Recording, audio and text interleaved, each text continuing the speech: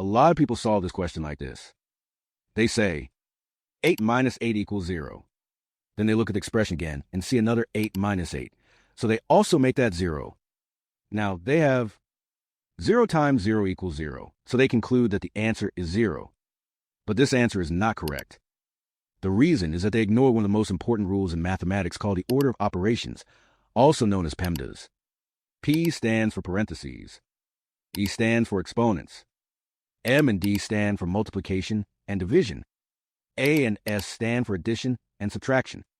According to PEMDAS, we first solve parentheses, then exponents, then multiplication and division, and finally addition and subtraction.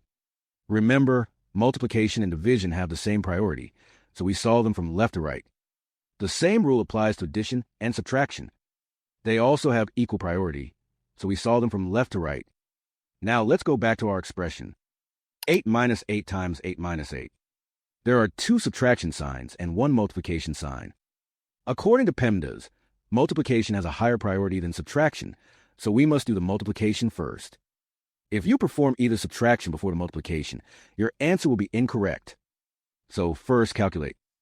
8 times 8 equals 64. Now the expression becomes 8 minus 64 minus 8. Next, perform the subtraction from left to right. 8 minus 64 equals negative 56.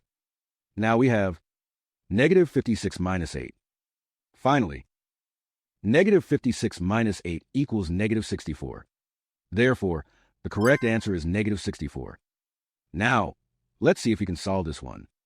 12 minus 3 times 4 plus 8. Pause the video and try solving it before I do. Many people solve this from left to right and get the wrong answer. Let's solve it correctly using PEMDAS. First, perform the multiplication. 3 times 4 equals 12. Now the expression becomes 12 minus 12 plus 8. Next, perform addition and subtraction from left to right. 12 minus 12 equals 0. Now we have 0 plus 8 equals 8. So the correct answer is 8. Did you get both questions correct? Let me know your answers in the comments. If you enjoy math challenges like this, don't forget to like, subscribe, and turn on the notification bell because I post new math challenges almost every day. I'll see you in the next video.